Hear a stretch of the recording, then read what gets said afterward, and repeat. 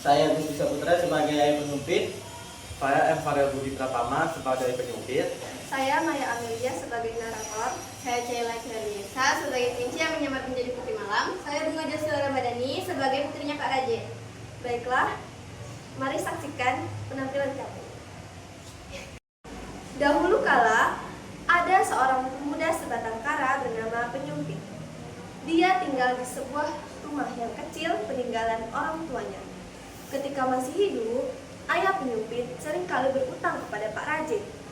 Pak Raje merupakan seorang kepala desa yang kaya raya, namun juga jahat dan licik. Assalamualaikum. Waalaikumsalam. Silakan masuk, Pak.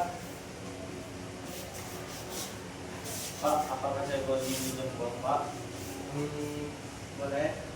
Tapi Bapak harus menandatangani semua kontrak ini. Oke lah, Pak. Baiklah. Nah,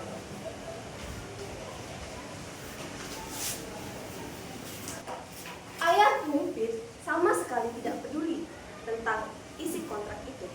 Yang ia butuhkan hanyalah uang yang instan. Padahal ada satu ketentuan yang menyatakan bahwa utang akan terus berlipat ganda sehingga tidak akan pernah lunas. Namun, poin itu ditulis lebih kecil dari poin-poin yang lainnya. 1 tahun berlalu, kedua orang tua Penyumpit telah tiada. Namun, utang ayah Penyumpit kepada Pak Raje tetap ada. Hal ini menyebabkan Penyumpit harus melunaskan semua utang ayahnya dengan cara merawat sawah milik Pak Raje siang dan malam.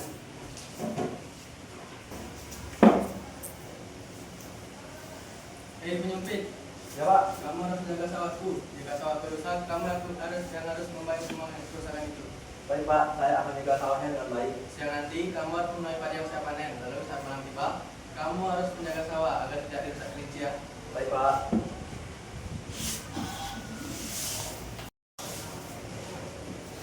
Sudah seminggu Penyumpit menjalankan tugas dari Pak Raje. Malam hari pada hari ke-8, Penyumpit yang sedang berjaga di sawah melihat seekor kelinci memasuki sawah milik Pak Raje. Dengan cekatan, ia melemparkan tombak ke arah kelinci tersebut.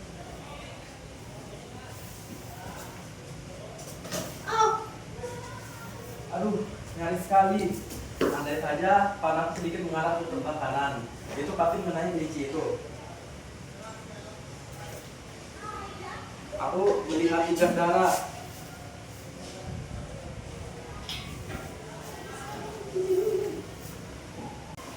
Sesampainya di hutan, ia kehilangan jejak milik kelinci itu. Namun, ia menemukan seorang putri cantik yang sedang duduk di atas batu besar, sedang merintih kesakitan.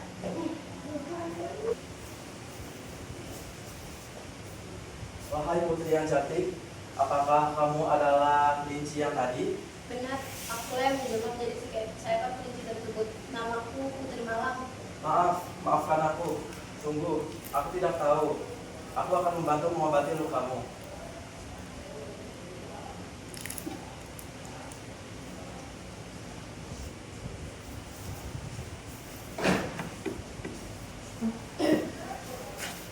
Keesokan harinya, luka Putri Malam sembuh dan ia memberikan bungkusan berisi buah nyato, daun simpur, kunyit, dan buah-buahan kepada Penyumpit.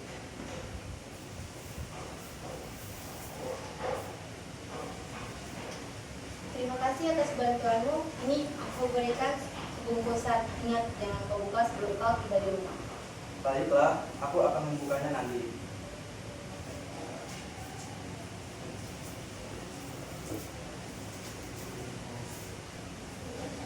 Setibanya di rumah, Penyumpit membuka bungkusan itu dengan penuh semangat.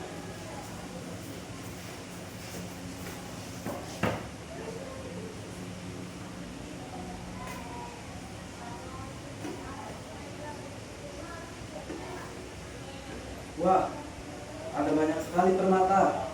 Dengan ini, aku akan bisa membayar lunas hutang dari ayahku.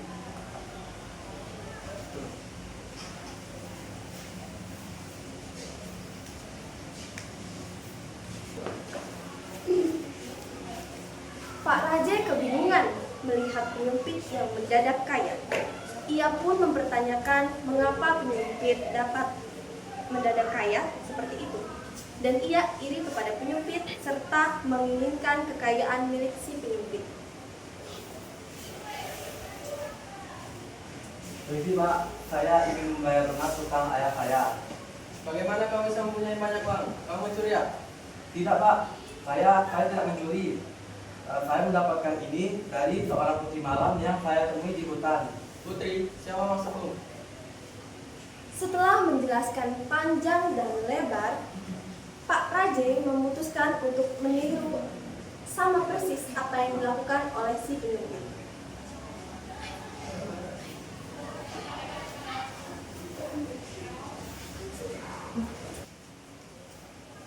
Itu dia kelinci yang dimaksud. Itu. Aku akan menolong dan mengejarnya agar aku dapat mendapatkan kekayaan itu.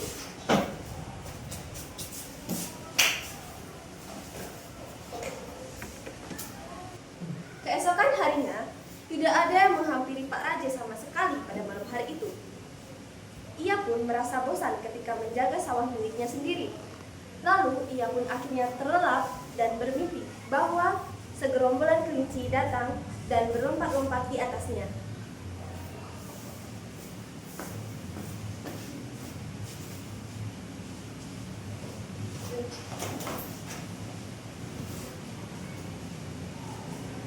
Ayah kita makan malam dulu. Ayah, kenapa kalian tidur di bawah? Merasa ayahnya tak kunjung bangun, putri Pak Raja memeriksa detak jantung dan juga nadi milik Pak Raja. Namun sayangnya Pak Raja sudah tidak ada selamanya. Ayah, jangan tinggalkan aku. Siapapun tolong ayah saya. Ada apa dengan Pak Raja? Ayah telah meninggalkanku selamanya. Apa? Bagaimana bisa? Tolong hidupkan ayahku, mohon. Baiklah, aku akan mencoba berdoa agar dia bisa dihidupkan kembali. Ada sedikit harapan dan juga kesedihan ketika melihat penyumpit sedang berdoa dengan khusyuk. Dengan ajaibnya, doa penyumpit dikabulkan dan Pak Raja pun hidup kembali. Mungkin inilah yang diberikan oleh Putri Malam. Ia tak hanya memberikan kekayaan kepada penyumpit, ia juga memberikan keajaiban yang lainnya kepada penyumpit. Akhirnya ayah membukakan mata. Terima kasih penyumpit. Ada apa ini? Apa yang terjadi?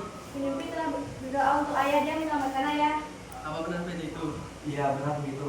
Kalau memang benar, maafkan semua kesalahan saya atas keluargamu. Sebagai gantinya, akan menikahkan kamu kepada putriku. Iya, saya akan menerimanya. Kemudian pernikahan mereka pun diselenggarakan dan penyumpit menjadi kepala desa yang baru menggantikan Pak Raja. Mereka pun hidup bahagia selamanya. Lalu kisah Putri Malam melegenda. Kebaikannya akan terus dikenang oleh penyumpit dan keluarganya.